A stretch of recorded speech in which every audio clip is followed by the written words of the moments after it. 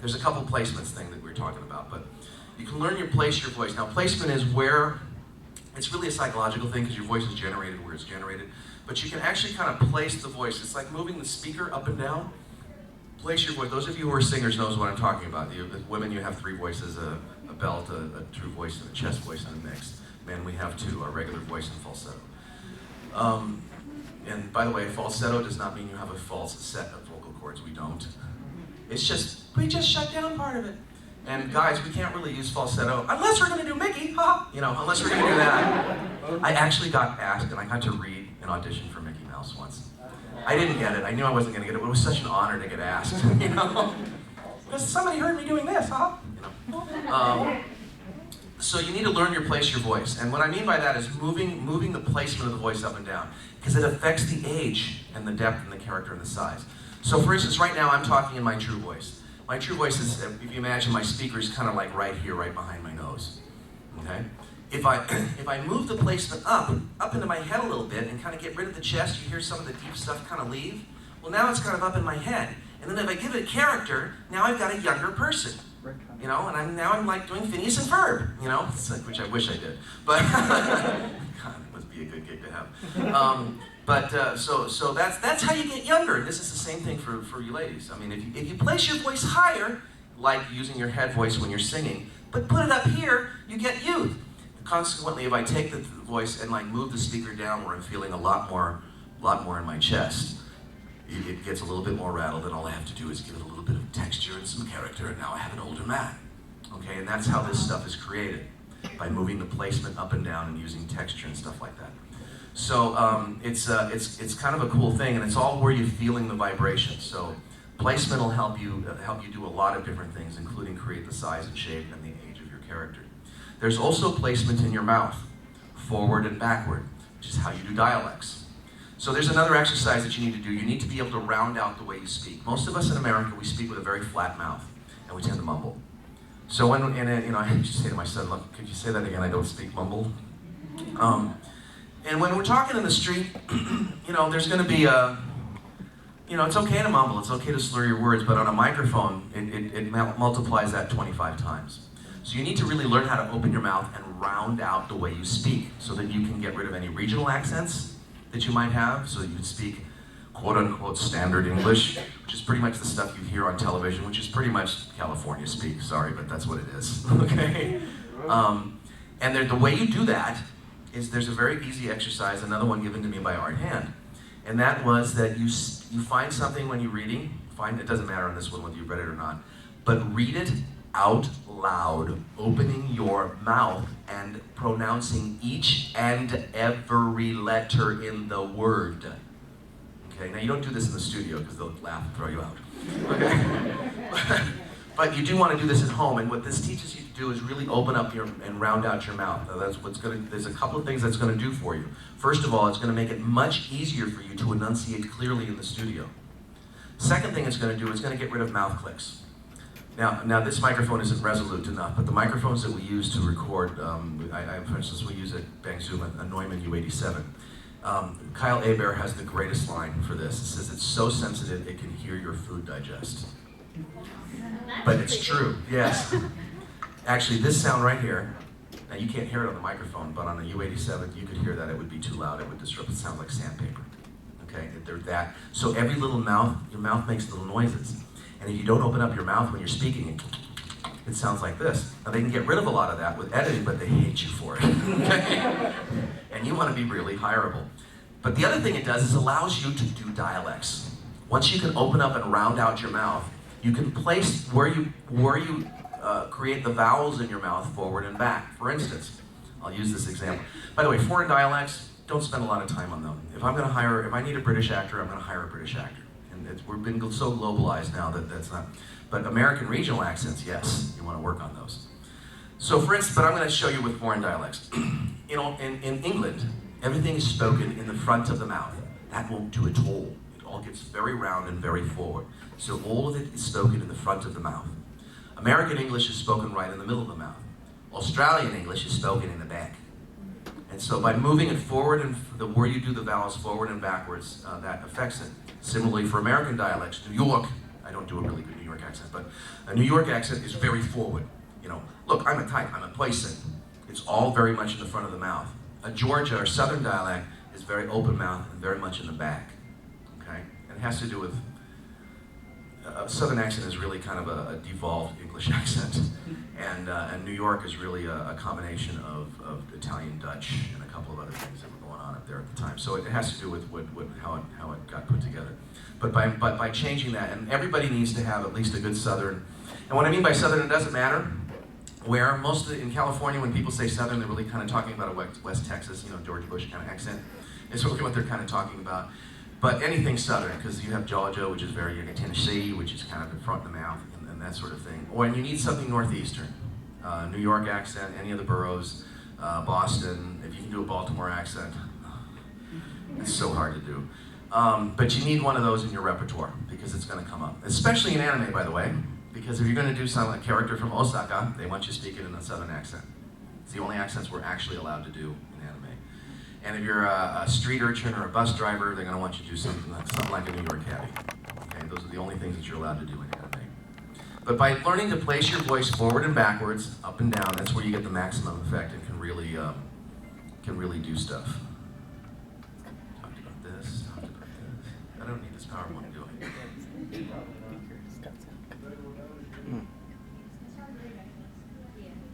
I know. It depends on what. It's too much light in here. Oh well, never mind. It's. You don't mind. I'm using it for notes here. So, any questions about the voice? About voice and vocal placement? Yes. What kind of warm up do you do? Good question. For those of you who sing, scales. It's the best thing you can do. Quietly though. Don't push your voice. Don't go too high. Don't go too low. You don't want to go to your maximum or minimum ranges because that just puts a strain on your voice. But you just want to run scales. Simple scales, the warm-ups that you do. If you're not a singer, a really good warm-up is, it's going to sound weird, I'm going to do it here. You start very high with a very small mouth, and you end up very low with a very open mouth. So it goes, ooh. Okay, first of all, that warms up your voice. It also moves the placement of your voice from your head all the way down into your chest. It's a great way to learn how to find that placement. And you do that over and over again. The thing to remember is you don't want to strain. And never, never, never, ever, ever, ever, ever, ever warm up in the car. Unless you have to. The reason is when you're in a car, there's a lot of extraneous noise. You end up over-projecting, and you end up actually straining your voice. You can actually hurt your voice if you warm up open mouth in the car. If you must warm up in the car, and sometimes I do. I'm going from one session to another, or I got up late, and I'm trying to get to work, and I have to warm up. And you want to hum. You want to hum, and so that you don't overblow your voice. But scales and just working your voice out high and low. Find your best song. For me, Bring Him Home from Les Mis. That works out my voice really nicely because it starts very high and it's got a nice low point and I can sing it easily, and that's my favorite song to work out with. But you have yours, okay? Try not to make it shouldn't be rap. I mean, come on. But just something that you're familiar with and happy to sing with. And you only want to warm up for about 10 or 15 minutes. And then give yourself a break before you actually work. Okay? One more thing about picking characters in your vocal range before I move on. We all speak we all have a vocal range that we speak in. And we're mostly comfortable in the middle third of it. If you go too far high up, I can't do it without doing the placement, but it sounds unnatural. It also will hurt you. If you go too far low, the same thing. But more than that, one of the things that we use in our voices to communicate is music. We all have music in our voice. Da da da da da da da. We all have a musical tune. And if you go much too high in your character, or much too low, you have no room to do the music, so you lose emotion. Which is why I talked about changing your placement and not your pitch. If you just try to change your pitch, it's going to sound natural.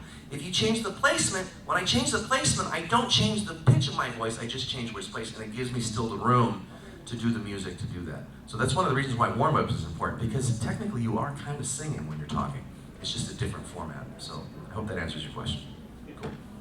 Any more questions about the voice? Yes, sir?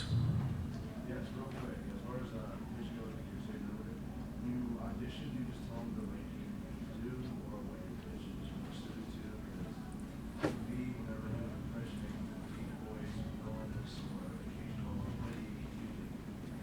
Well, okay, good question. When you audition, I don't know if you heard the question, but when you audition, do you tell them what your ranges are and stuff like that? Yeah, often.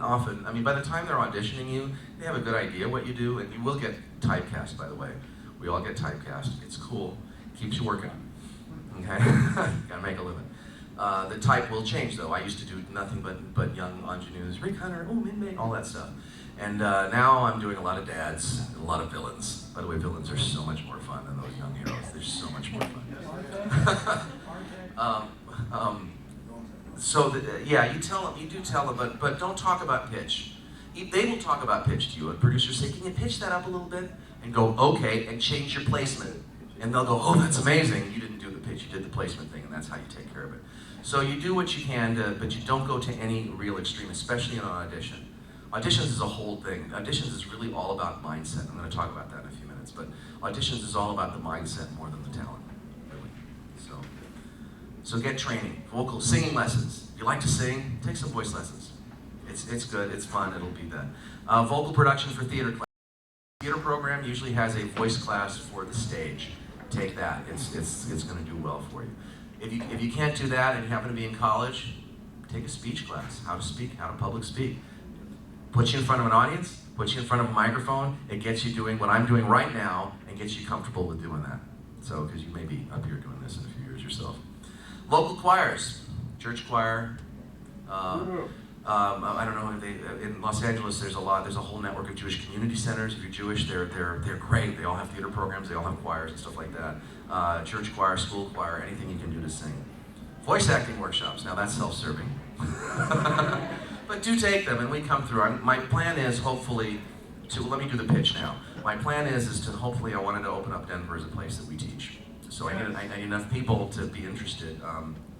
And please, what I'd like you to do if you're interested in that is go to www.adventuresinvoiceacting.com and sign up for the email list. Okay, and then we'll let you know when these workshops are happening all over the place. The closest I've been to here is Chicago. Chicago and San Francisco, since you guys are like right between Chicago and San Francisco at least in that thing. So, but I'd like to start coming out here. I love Denver. It's one of my favorite places on the planet. So one of the reasons when I was so happy I was invited here, since good, maybe I can start doing them. But I'm not the only one that takes workshops, that does workshops. There's some over the internet workshops from James Auberger out of San Diego. They're very, very good. Crispin Freeman's, he doesn't come out of town very often. He usually does them in Milwaukee, Chicago, and Los Angeles. But if you can take a Crispin Freeman class, I highly recommend it. He's good, he's fun, and he's got that cool voice, you know? So, but take workshops from various and different people. All right, let's talk about this. This is important. You got to learn to be fearless. Okay, fear is the mind killer.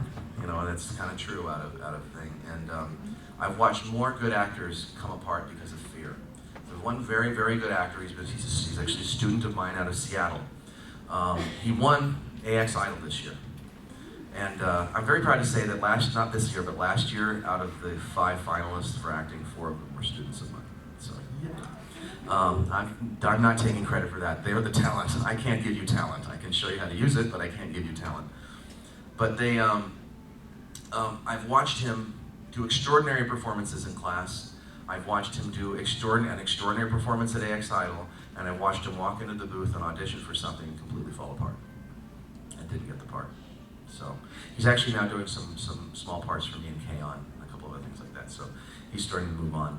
But this fearlessness is important, okay? You can't be up here afraid that you're gonna fall on your face, okay? Just accept the fact that you are gonna fall on your face. Because it's gonna happen from time to time. You're gonna do stuff that's going to suck. I have. But you can't be afraid of it. You have to go forward and just stop the fear, stop the self-editing, it's the people that do the best are the ones that just kind of are there and put themselves out in front of people. Well, I know that when I first started doing more conventions back in the 80s, the first one I went to, I was not prepared for this. I've been on stage. I'm very comfortable.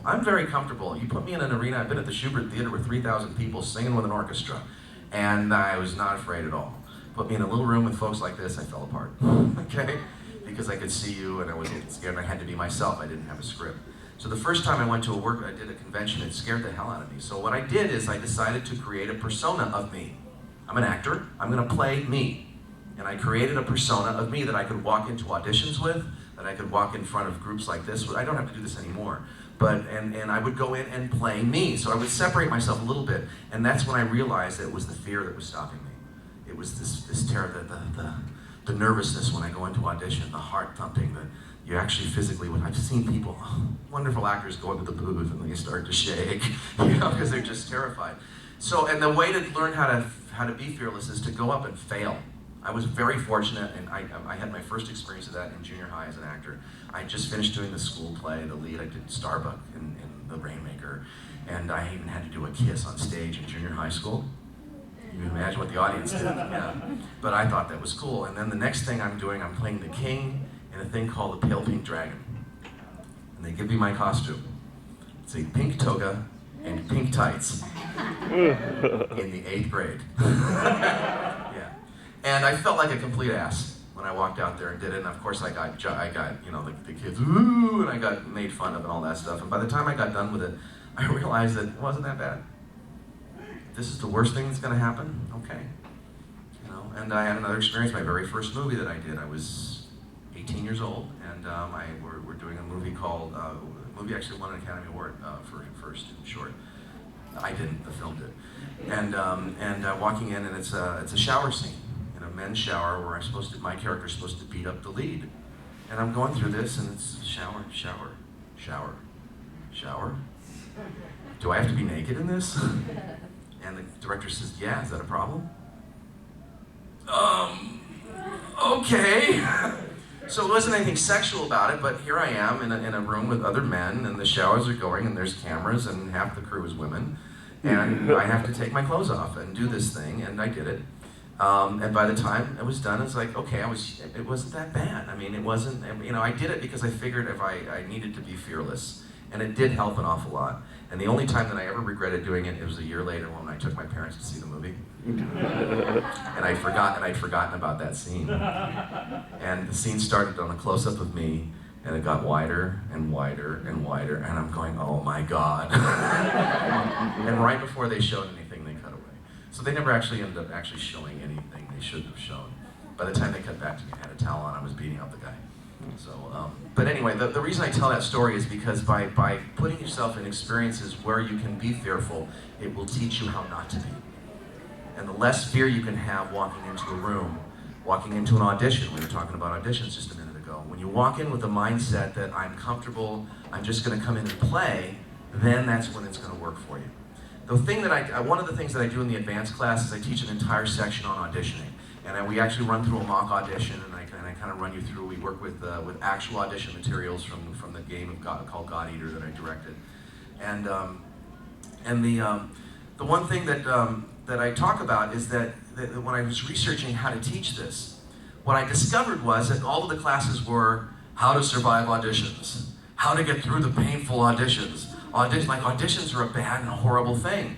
The problem is, as an actor, you're going to spend much more time auditioning than you're ever going to spend working. Even on my best years, I maybe get 25% of the things I auditioned for. You're just going to even Bloom, the great Steve Bloom, only gets about 30% of what he auditions for. Okay, so and everybody wants him. He's in demand. He's Steve Bloom, he's Cowboy Bebop, you know. But you're going to do so. You can't if you're going to walk in with this idea that I have to survive auditions. What a horrible way to spend your life. So I want you to think about auditioning as something fun. Think about it. Right now, if you want to come to a regular studio and work on a big time mic and create characters on a big time mic, guess what you got to do? You got to pay. You got to pay me or somebody else to take you into the class to do it. If you're going to do it at a regular recording studio, even here in Denver, a recording studio is going to run $150, $200 an hour. You really got that kind of money? Okay. But when you go to audition, you get to go to a big recording studio. You get to create a character, and you get 15 minutes on a $3,000 microphone to play. And guess what? If you do a good job, they might give you some money. So if you walk in with the audition with the idea that this is fun, this is what I do for a living. You audition for a living as an actor. That's what you do. And if you go in with the idea that it's fun and relaxing and it's a chance to play and socialize and get to know people, it's not a horrible existence. It's really a great place. I create more characters in audition situations than I do in work. lot of the characters that I do later, I developed in an audition because I had to come up with something really fast. And if you get to the point where you can read well, you can play stuff well, and you got that attitude, what ends up happening is very often you get thrown a part that you actually had no idea you were going to do. Lupin III came that way to me. I had no idea. I was brought in to read for Jigen, and they read me for these things. And, well, here, try Lupin. I don't do comedy, and here I ended up with a part. Last year, I did a part for Taliesin Jaffe on a game called Basara 3. I went in to read for 5 different parts. I read for those parts, and as I'm walking out the door, he says, hang on a second, try this. And he threw a script in front of me. I had 30 seconds to read it over and to come up with a character, and I just did it. That's the part I got. Got 3 weeks work out of it. So yeah, so it's fearlessness is important. Whatever you got to do to get over that, to shut down your mind and just behave and just go have fun. If you're just always having fun, even if you fail, you at least had fun while you're doing it, and it's a much better way to live. Breaking into the business. This is the one that's a little tough. Breaking into the business is difficult. This is a tough job. At the end of my workshops, I tell people, if you can do anything in this world, other than this, do it. Okay? Because it's hard. There's a lot of heartache. There's a lot of rejection involved in this. And most people, one of the things that you do have to do eventually is you have to move to where the work is. But the good news is, if you live in a city as big as Denver, there's opportunities to voice act right here. Okay, so you want to look for those opportunities first before you pack everything up and move off to LA or New York or even Dallas to a certain extent. And look for your opportunities here. There's local radio stations, there's local ad agencies that all hire people to do commercials. You're not going to make much money, but at least you can get some practice. Volunteer to read books for the blind. It's great training, and you're doing something good for people that need something good done. There's audiobook recordings in every city in America that do it both professionally and for as volunteer. You want online voice acting communities. There's voiceacting.com. There's the voiceactorsclub.com. There's online voice acting communities, which puts you in touch with people in your own that have of like mind that want to do what you want to do, but and it helps. And this networking is something that I didn't have, and it's a great place to kind of find out what's happening around town. A lot of these guys are now starting to work. People that I know in these communities. Look for local radio stations, local ad agencies, volunteer reading. We talked about all that. Let me get to the fun part here. We just talked about auditioning, so I'm not gonna. Oh, okay. I'm gonna just go through these. Be prepared. When you're gonna audition for something, research it. Find out, especially anime and stuff like that, go online. You guys do it anyway. So go online, find out everything you can about it. Be as prepared as you can be with it. Warm up your voice. Be prepared physically when you get there. Stretch. It's a physical job, okay? Stretch out. Have a positive attitude. When you go in, you wanna say, hi, how are you? Thank you. Thank you. Be grateful for the chance to come in and play on that microphone. That's a good thing. Be professional. What I mean by that is dress like you want the job, okay? Don't come in and cosplay. Bad. Cosplay bad. I've had actors do that for me before. This is a good audition garb right here. Just a nice shirt, some jeans, something that just tells people that you're a professional.